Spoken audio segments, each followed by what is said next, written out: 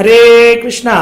तो हमारे पुराणों के पन्नों में आपका स्वागत है और आज हम एक विशेष विषय पर बात करने वाले हैं, जो है इस संसार में ऐसी 5 स्त्री हैं जिनके बारे में अगर आप रोज सुबह उठ करके स्मरण करते हैं तो आपके सभी पाप नाश हो जाएंगे।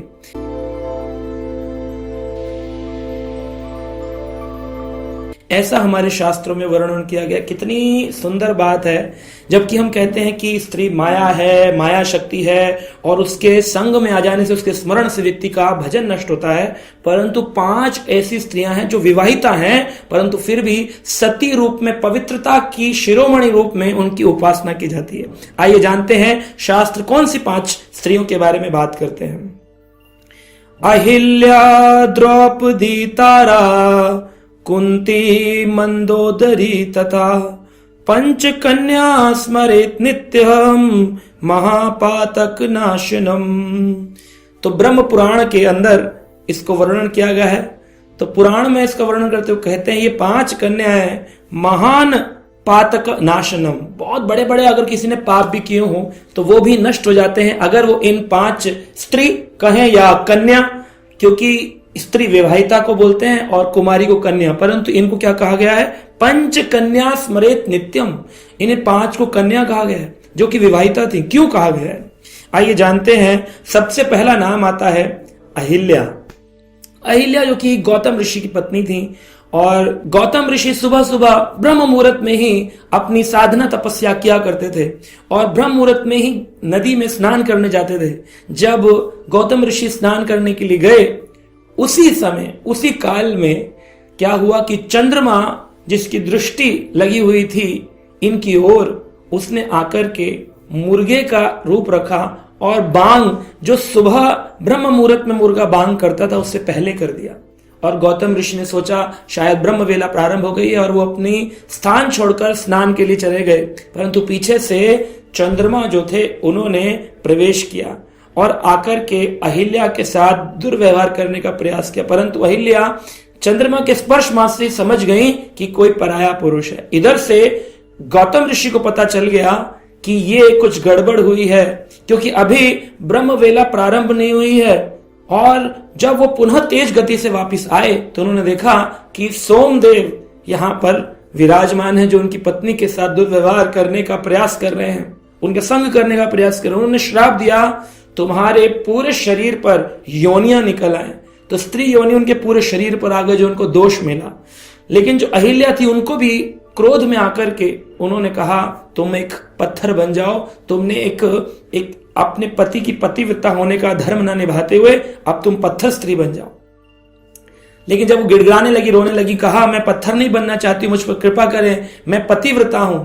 तो उन्होंने कहा गौतम ऋषि ने कि भगवान श्री राम आ चुके हैं, अवतरण ले चुके हैं। जब वो वन गमन करेंगे, तुम्हारा स्पर्श करेंगे, तब जाकर के तुम पुनः स्त्री रूप में परिवर्तित हो जाओगी।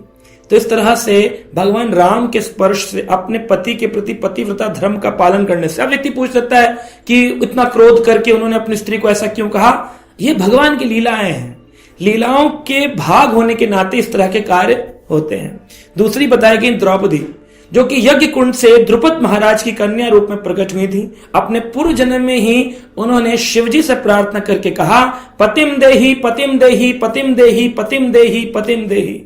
शिवजी ने भी कह दिया तथास्तु। 5 बार मांगा था पतिम देही। तो शिवजी ने कहा लो तुम्हारे 5 पति होंगे। बोले नहीं नहीं, मैं 5 विवाह नहीं करना चाहती हूं।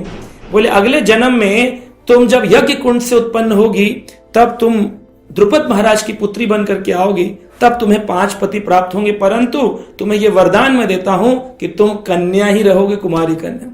तो आप देखिए ये बहुत बड़ा वरदान है। उनकी जो वर्जिनिटी है वो मेंटेन है। ये भगवान की अति कृपा है। संसारी लोग इस बात को समझ नहीं सकते। कोई लड़की कुंड से पैदा हो सकती है, यज्ञ कुंड से। तो उस प्रकार से अगर हम देखें तो इन लोगों को दिव्य शक्तियां प्राप्त। इसलिए द्रौपदी का स्मरण, भगवान कृष्ण के नित्य संगी हैं। उनको भगवान ने नाम दिया, अपना नाम, भगवान का नाम कृष्ण, उनको नाम दिया कृष्णा। तो हम ये देख सकते हैं अहिल्या, द्रौपदी और तारा। तारा जो है ये बाली असुर, जो वानर राज थे, उनकी पत्नी है तारा। बाली ने अपने भाई सुग्रीव के साथ बड़ा बुरा बर्ताव किया। बाली जो थे वो जानते थे कि समुद्र मंथन से तारा निकली हैं, और उन्होंने बाली से विवाह क्यों किया? जब समुद्र मंथन से निकले तो उन्होंने कहा कुछ चीजें असुरों को मिलेंगी, कुछ देवताओं को मिलेंगी। तो सुषेण नाम के वैद्य जो थे, जो कि लंका में रहा करते थे, वो भी चाह रहे थे कि मुझसे विवाह करें, और बाली जो थे वो भी चाह रहे थे कि मुझसे विवाह करें। तो दोनों में से किससे करें? तो बोले जिसके वाम भाग में खड़ी है, पत्नी हमेशा लेफ्ट साइड में होती है, तो उन्होंने कहा जिसके वाम भाग में खड़ी है उसे तो अपना पति मानेंगी, और जिसके सीधे हाथ में खड़ी है उनको अपनी पिता मानेंगी। तो सुषेण उनके पिता बन गए और ये बन गई उनके पति बन गए। तो इस प्रकार से हम देखते हैं कि ये तारा जो है ये भी कोई साधारण स्त्री नहीं, समुद्र से प्रकट हुई हैं, द्रौपदी अग्निकुंड से प्रकट हुई हैं। और हम बात करते हैं कुंती महारानी। कुंती महारानी राजा सूरसेन की पुत्री थी, और जिनके भाई थे वसुदेव, जिनके घर में स्वयं कृष्ण का जन्म हुआ। ये जो शूरसेन जी थे, इनके एक बुआ के पुत्र थे जो कि संतानहीन थे। तो उन्होंने अपनी प्रथा, इस लड़की का नाम प्रथा रखा गया था, कुंती का पहला नाम प्रथा था। तो उन्होंने अपनी प्रथा नामक कन्या को शूरसेन जी ने अपनी बुआ के संतानहीन लड़के को दे दिया। कहा कि बुआ का लड़का है, इसको संतानहीन है, इसके घर कोई बच्चे नहीं है, तो उनको प्रदान कर दिया। तो उनका नाम कुंती भोज था। तो कुंती भोज ने प्रथा का नाम बदलकर कुंती रख लिया। इसीलिए कभी कभी भगवान गीता में कुंती पुत्र अर्जुन को पार्थ कहते हैं, प्रथा पुत्र पार्थ, लेकिन असलियत में प्रथा और कुंती एक ही स्त्री है।